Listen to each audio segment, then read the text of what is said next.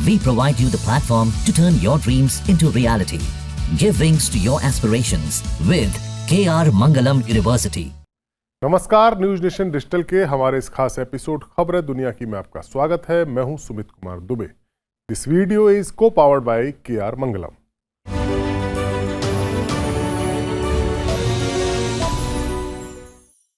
कश्मीर के पहलगांव में हुए आतंकवादी हमले के बाद भारत के पीएम मोदी ने साफ साफ ये ऐलान कर दिया है कि हमला करने वाले आतंकियों और उनको तैयार करने वाले या उनके रणनीति बनाने वाले उनके आकाओं के खिलाफ कोई मुरव्वत नहीं बरती जाएगी। यहाँ तक कि पीएम मोदी ने तो बिहार के मधुबनी में अपने भाषण में इंग्लिश भाषा में पूरी इंटरनेशनल कम्युनिटी को ये संदेश दिया कि भारत अब बदला लेगा। अब सवाल यह है कि बदला कैसा होगा, कितना घातक होगा और पाकिस्तान क्या इसका रिस्पॉन्ड करेगा। पाकिस्तान को यह आइडिया है कि भारत जल्द कार्रवाई करेगा, लिहाजा उसने भी अपनी तैयारी बढ़ा दी है। इससे पहले 2016 में जब उरी में आतंकी हमला हुआ था, तब इंडियन आर्मी ने पीओके में घुसकर सर्जिकल स्ट्राइक की थी।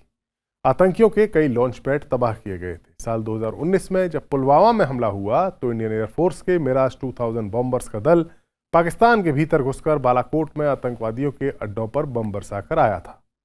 साल 1971 की भारत पाकिस्तान की जंग के बाद ये पहला मौका था जब भारत के फाइटर जेट्स पाकिस्तान में घुसे थे।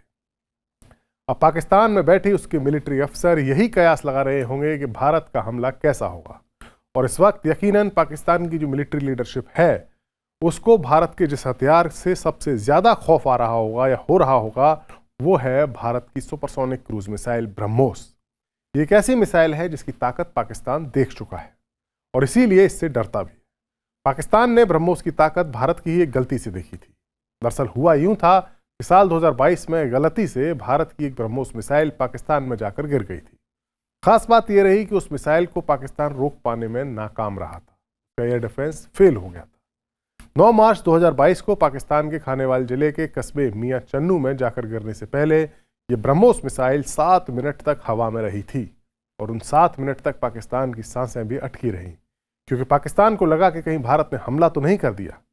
भारत के अंबाला के पास एक सेंटर से गलती से मिसाइल टेस्टिंग के दौरान फायर हो गई थी। गनीमत की बात यह थी कि इस मिसाइल में कोई वॉरहेड नहीं था, लिहाजा मियां चन्नू के इलाके में जान माल का कोई नुकसान नहीं हुआ। लेकिन भारत की इस गलती ने पाकिस्तान के एयर डिफेंस सिस्टम की कलई खोलकर रख दी।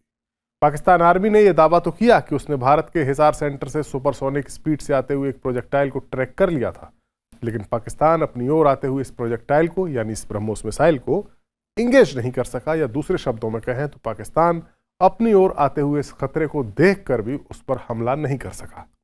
और यही बात पाकिस्तान की पेशानी पर पसीना ला रही है कि अगर भारत के साथ जंग हुई, जैसे कि हालात बनते जा रहे हैं, तो ब्रह्मोस मिसाइल बिना वॉरहेड के हमला करने तो आएगी नहीं और उसे इंगेज कर पाने की क्षमता पाकिस्तान के पास नहीं है।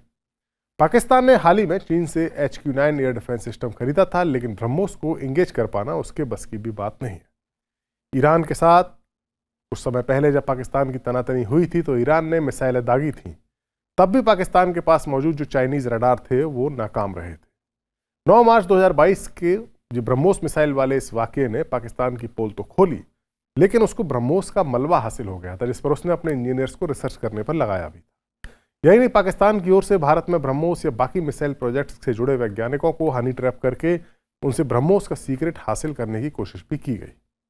जाहिर है, ब्रह्मोस भारत का एक ऐसा हथियार है जो पाकिस्तान की नींद खराब कर सकता है।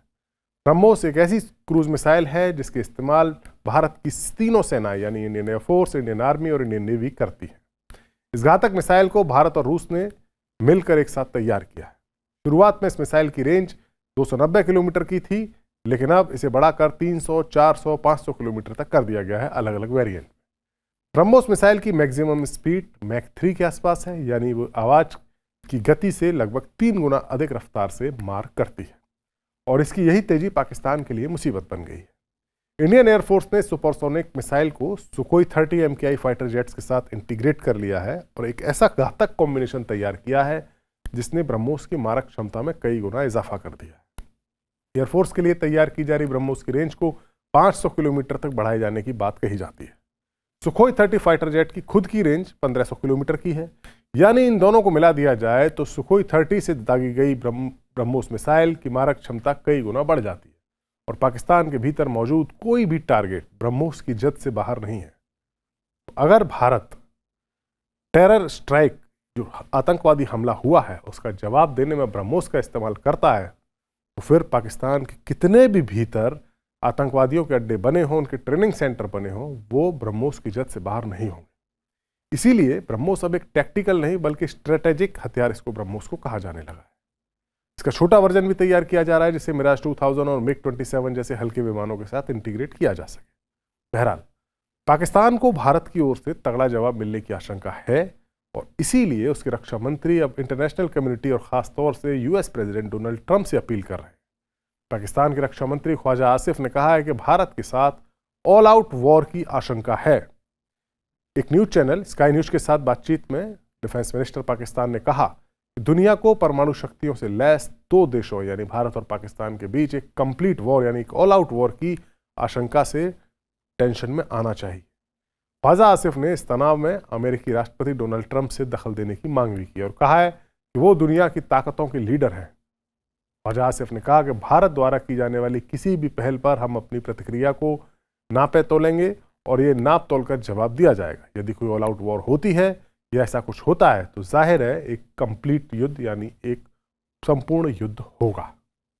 पाकिस्तान ने भारत के साथ लाइन ऑफ कंट्रोल पर भी फौजी एक्टिविटीज बढ़ा दी।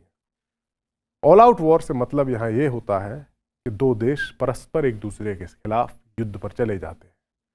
ऑल आउट वॉर जैसे कि यूक्रेन और रूस के बीच में हो रही है। पाकिस्तान आर्मी ने एलओसी और इंटरनेशनल बॉर्डर पर अपनी मिलिट्री एक्टिविटीज बढ़ाई। हालात को देखते हुए पाकिस्तान आर्मी ने अपने जवानों की तादाद में इजाफा किया है और उन्हें बंकरों में रहकर ही निगरानी करने के निर्देश दिए गए।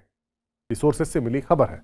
इसके मुताबिक पाकिस्तान ने न सिर्फ एलओसी पर बल्कि इंटरनेशनल बॉर्डर पर भी खतरे की आशंका पाकिस्तान को सता रही है और इसी के चलते पाकिस्तान आर्मी ने सीमा पर सुरक्षा व्यवस्था को कड़ा कर दिया है। पाकिस्तान सेना ने जो आर्मी चीफ है उनके असीम मुनीर, उन्होंने रावलपिंडी में जो मौजूद 10th कोर है उसको अलर्ट पर रहने के लिए कह दिया।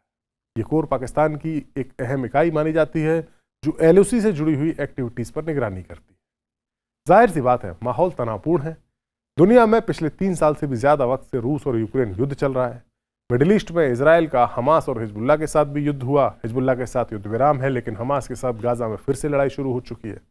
ईरान के साथ इजराइल की एक बड़े युद्ध की आशंका है, इससे इनकार नहीं किया जा सकता। ईरान के परमाणु हथियारों को लेकर अमेरिका के साथ उसकी बातचीत चल रही है ताकि किसी भी युद्ध को टाला जा सके अगर डील हो जाती है तो। इस तनावपूर्ण माहौल में भारत और पाकिस्तान जैसे दो न्यूक्लियर पावर वाले देशों के बीच युद्ध जैसी आशंका का खड़ा होना पूरी दुनिया के लिए खतरे की घंटी है। हमारा वीडियो आपको कैसा लगा? कमेंट सेक्शन में जाइए और अपनी राय हमें जरूर दीजिए। नमस्कार।